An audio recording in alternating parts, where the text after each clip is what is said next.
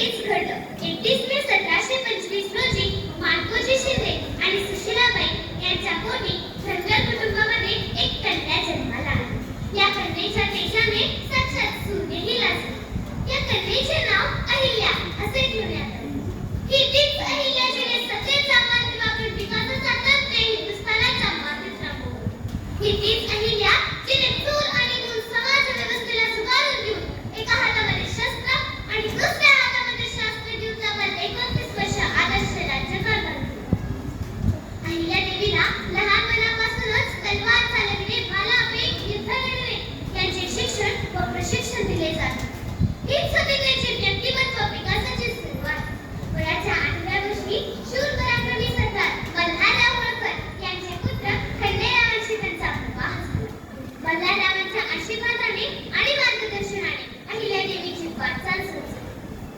मल्हाररावाने आपल्या 8 वर्षाच्या सुनेला शिकवलं युद्ध कसं करायचं. युद्ध रणांगणामध्ये सुरू होतं तेव्हा तोफांचा भयानक आवाज होतात, तेव्हा त्याला निखळण्यासाठी कसं सामोरे जायचं. अहिल्यादेवीच्या 9व्या महिन्यानंतर अहिल्यादेवी मल्हाररावांच्या सांगण्यावरून सती गेल्या नाही, पण सती जायची जी अनिष्ट परंपरा होती तेही अहिल्यादेवीने लाखाडण्याचे काम केले. राज्यकारभार पाहण्यासाठी कोणी पुरुषच उरणार नाही. अशा वेळी एकट्या अहिल्यादेवीने राज्यकारभार करण्याचा निर्णय घेतला आणि ह्याच संधीचा फायदा घेत राघोबा पेशवे आपल्या 50,000ची फौज घेऊन अहिल्यादेवीच्या राज्यावर चालून आला. परंतु अहिल्यादेवीची दूरदृष्टी बघा ना, त्यांनी आपल्या राज्यातील महिलांना तलवार चालविणे आणि इतर युद्धकला शिकवल्या. पण फक्त तलवार हातात घेऊन चालत नाही, तर त्यासोबत बुद्धी कौशल्यही लागतं. म्हणून त्यांनी राघोबा पेशव्यांना पत्र लिहिला. मी एकटी आहे, आपला आहे असं समजू नकोस. जेव्हा हातात तलवार आणि खांद्यावर भाला घेऊन मैदानात उतरेल तेव्हा तुम्हाला खूप जड जाईल. परंतु मी हारले तर मला कोणी नावं ठेवणार नाही, आणि जर तुम्ही हारलात तर सारे जग तुम्हाला नावे ठेवेल की तुम्ही का मैत्रीकडून हारलात.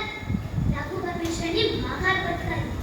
शत्रूला रणात पराभूत करण्याआधी मनात पराभूत करायचं असतं, कारण मनात पराभूत झालेला शत्रू रणात उगाच राहू शकत नाही. हे मानसशास्त्र त्यांना अवगत. हा इतिहास होता अहिल्यादेवीचा पराक्रमाचा.